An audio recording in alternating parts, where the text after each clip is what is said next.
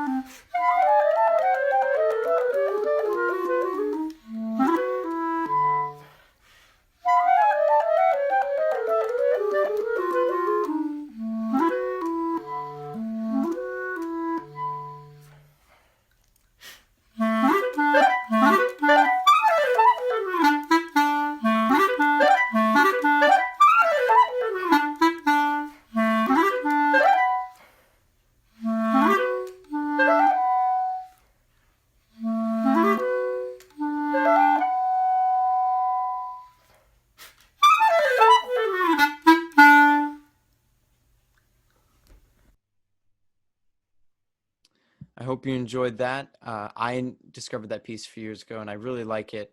One thing interesting that Poulenc did is he normally, when they write duets for clarinet, they just write it for the same kind of instrument. So like two bass clarinets or two normal B flat soprano clarinets. But what Poulenc did is that he wrote the part for one part in A clarinet, which is a half step lower than the normal clarinet. It's used in orchestra, so it's in a different key than the normal B flat clarinet that you've seen before. But it's only about like a half inch taller, so it's very hard to notice. But it is interesting that he chose to write it for two separate makes of two separate models of clarinet instead of just the same two clarinets. So the next piece we're going to play for you is one of my favorite pieces by Benedetto Marcello. So I'll tell you a little bit about Marcello. He was born in Venice, and he was a member of a noble family. And in his compositions, he is frequently referred to anonymously as Patrizio Veneto, which means a noble of Venice. That sounds pretty good. Although he was a music student of Antonio Lotti and Francesco Gasparini, his father wanted Benedetto to devote himself to law. Benedetto managed to combine a life in law and public service with one in music. I don't know how he managed to do that or find the time to do that, but he obviously did, and he wrote some wonderful music. So I'm happy about that. Marcello composed a variety of music, including considerable church music, hundreds of solo, cantatas, duets, sonatas, concertos, and sinfonias. Marcello was also a younger contemporary of Antonio Vivaldi in Venice, and his instrumental music enjoys a Vivaldian flavor. The fascinating thing that I find with this piece is that even though it was written in the Baroque period around 1700, it sounds like it was written in 1900. And I think you might see what I mean. He uses a lot of harmonies that were pretty modern at the time and very cutting edge. So I think you'll find this interesting. I discovered this duet from my friend. I studied at the Curtis Institute of Music last summer at their summer fest, and my roommate and fellow clarinet player Eli Goldberger, he had a huge book of duets that we were looking through, and then we found this one, and I really liked it. So I asked him, hey, could you send that over so I could do this for this concert? And he did. So please enjoy Benedetto Marcello's duet for clarinet. I believe it was transcribed from another set of instruments, but it works wonderfully for clarinet. So please enjoy.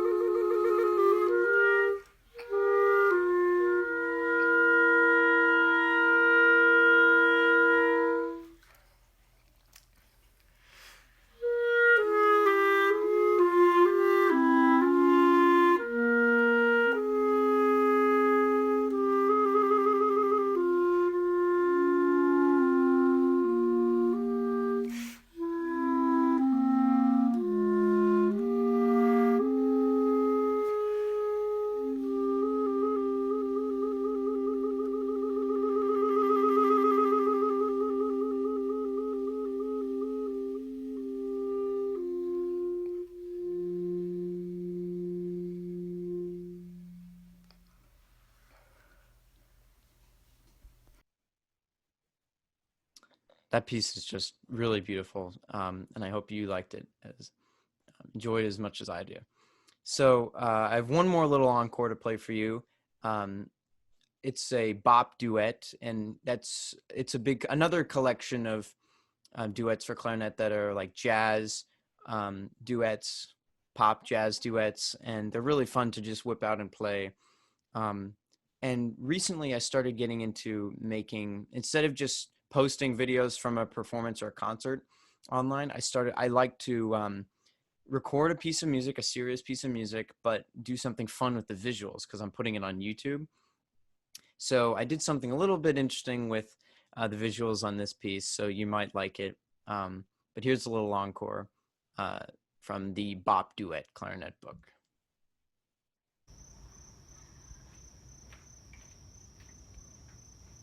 Hey. You coming? Yeah, I'm coming. Come on. Okay. Okay, round two, ready? Right in your arm, hit it.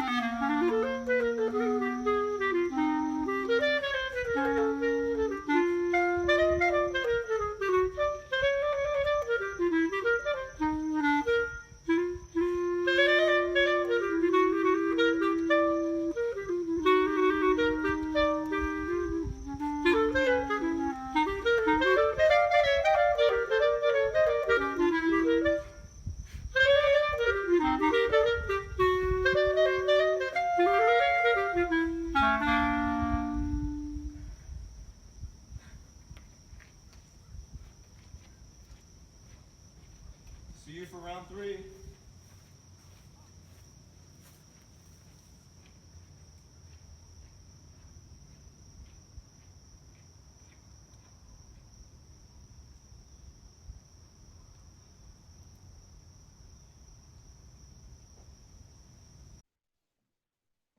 I hope you enjoyed meeting my twin right there, my identical twin in that video. I have a lot of fun making those videos, and I hope you enjoyed that. So thank you all so much for tuning in to this Duets for One Part 2 concert presented by Clarinet and Friends. Please pay what you can for this concert by going and donating on our website at clarinetandfriends.com. You can click on the donations tab and make a donation or whatever you'd like to. I would really appreciate it. All the money that I get from this, I put right back into the company so that I can make more ambitious content, buy music, pay other musicians. Next concert, it'll be the POULENC Sonata for clarinet and piano with a pianist that I'll play with, socially distant, outside. So any donation that you can give really helps me a lot. I really appreciate it. Also, a few things that you can check out. We have a lot of merchandise up on our website. We have Clarinet and Friends t-shirts and Forte podcast t-shirts. That's the podcast I run on our website. We also have CDs from a few of our concerts, some jazz CDs in there, some Benny Goodman. So I hope you can check that out. And a little bit about the podcast. If you don't know, I run a podcast as part of Clarinet and Friends called the Forte Podcast. I come out with new episodes every Tuesday morning, and I have a lot of really interesting people on. I've had the Acropolis Reed Quintet, a really well-known reed quintet in the country. Just this morning I published that. And I've had the principal clarinet in the United States Marine Band, Patrick Morgan, on last week. And I had the Grammy-nominated woodwind quintet, Imani Winds, on few episodes ago. So check that out. You might find some of what they have to say interesting. You can also check out my YouTube channel for more videos like you just saw, where I do something fun with the visuals. And for normal concert videos, I have those on there too. So just Google Aaron Lipsky YouTube and it'll pop up. So thank you all so much for tuning in. And please go and make a donation if you feel so compelled. It'll really help me out. So thank you so much, and see you at the next concert.